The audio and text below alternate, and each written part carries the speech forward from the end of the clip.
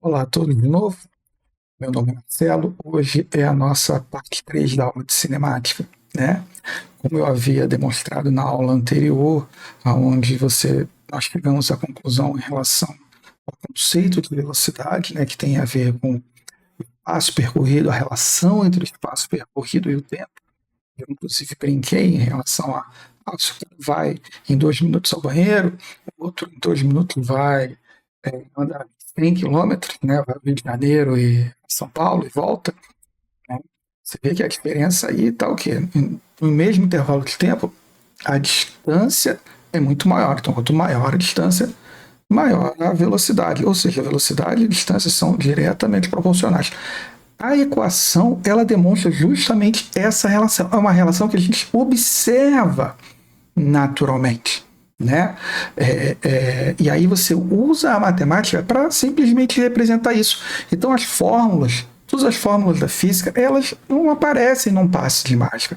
Todas elas vêm da observação de um determinado fenômeno físico, ou a imaginação desse fenômeno, e onde a gente utiliza esse raciocínio para escrever as equações e depois, eventualmente, quando a gente elabora uma teoria, né, uma hipótese, a gente parte para o experimental para comprovar se essa hipótese é verdadeira ou não. E aí, quando a gente consegue comprovar, aí, ao invés de hipótese, agora ela vira uma teoria.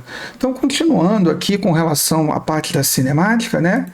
Vamos lá, onde eu parei na parte 2, nós temos aqui a velocidade, né? Você tem o deslocamento em função do tempo, né? Então, vamos pegar um exemplo aqui simples para início de conversa, né? Eu tenho aqui, por exemplo, uma casa, né? Desculpem a limitação aqui do meu desenho. E aí ela vai ser o nosso referencial. Então eu tenho aqui, como a gente usa o referencial, né? A origem das posições, vou chamar isso aqui de 0. E aqui eu tenho uma pessoa, né, que vai sair aqui de um carro, né? Desculpe, esse é o melhor carro que eu consigo fazer. Aí ele vai partir daqui com uma determinada velocidade v. Essa posição que ele vai sair, nós vamos chamar de posição inicial.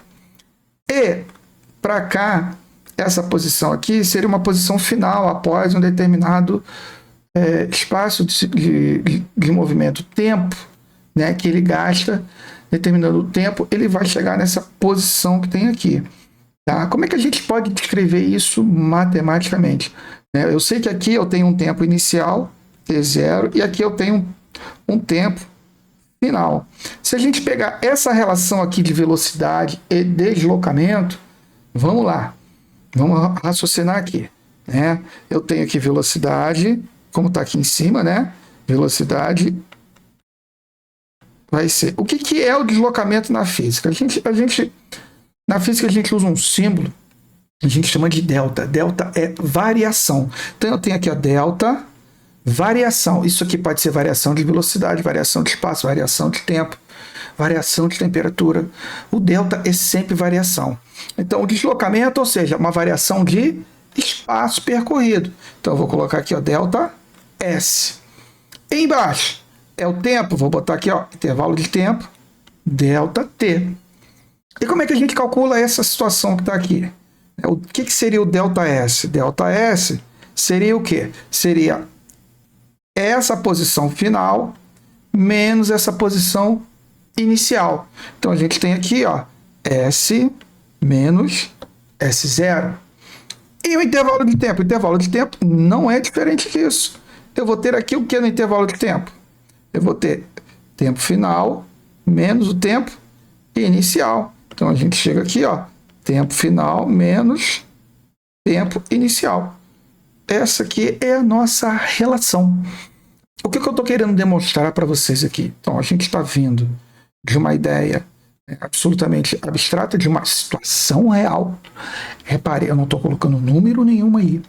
Né? Nenhum número. Agora eu estou começando a dar nomes às coisas. Então a gente está aprofundando o conhecimento, onde eu estou chamando do deslocamento de delta S, variação de espaço.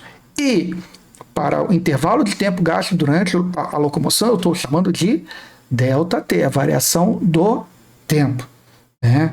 E aí, o que a gente pode trabalhar com essa equação que está aqui, né? Então, eu vou colocar aqui, ó, velocidade é igual, né, a S menos S0 dividido por T menos T0, correto? Né? Mas reparem a seguinte situação. Eu preciso... O que seria uma equação? Né? O que seria uma equação? Uma equação, né, é uma função. Ela dá uma situação de um termo, caso aqui uma medida aqui que a gente quer determinar, por exemplo, a posição final do carro que está em locomoção, está em movimento, né? Ela vai depender do quê? Ela vai depender do tempo que esse carro está se movendo e da velocidade que ele está se movendo. Isso considerando velocidade constante. A gente não está indo ainda para outra etapa que a gente tem variação de velocidade. Aqui a gente vai trabalhar com um conceito mais simples, que é velocidade constante. Né? Sendo assim, como é que a gente fica nessa relação aqui? Se eu quero o meu objetivo é determinar a posição final, então esse S que está aqui, ele tem que ficar de qual lado da equação? Tudo que eu quero saber na equação tem que estar do lado esquerdo.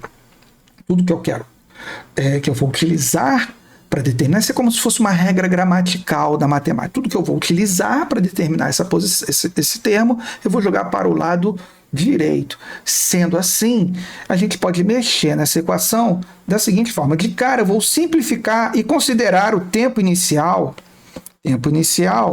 igual a zero. Fazendo isso, eu já corto esse termo que está aqui. Concordam comigo? Sendo assim, o que eu vou ter? Eu vou ter velocidade é igual a S menos S0 dividido por T. Lembrem-se, eu quero uma função onde eu consiga determinar a posição final do movimento. No caso, eu quero saber isso que está aqui. Ó. É isso aqui que eu quero saber. Eu quero uma equação que dê essa posição para qualquer situação física que a gente vai utilizar que tenha movimento retilíneo uniforme, sem eu chamar de movimento retilíneo uniforme, né? Qualquer situação onde eu tenha velocidade constante. Sendo assim, o que eu faço aqui? Esse T não está aqui de baixo dividindo, eu vou jogar ele para o outro lado como? Multiplicando. Então vai ficar velocidade vezes o tempo é igual a S menos S0. Lembra da regra gramatical? Tudo que eu quero saber da matemática, tudo que eu quero saber tem que estar do lado esquerdo, tudo que eu vou utilizar para saber tem que estar do lado direito.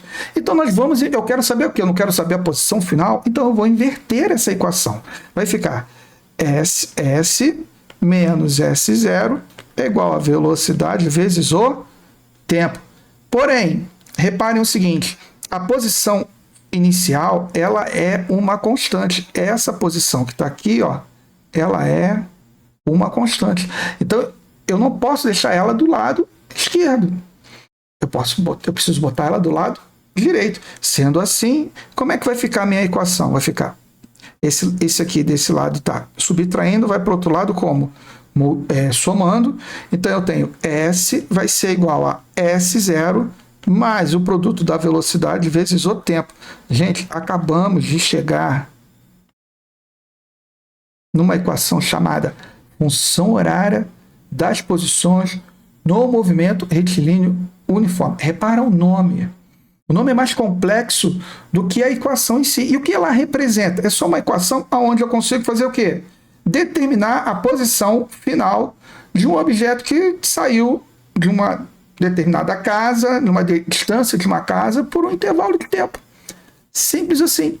Tá? Lembrem-se, eu não estou fazendo conta nenhuma aqui, eu estou só demonstrando, né, como é que a origem dessa equação que as pessoas acabam decorando e vulgarmente chamam de sorvete. Né? Então é isso, galera. Aquele abraço, até a nossa próxima aula.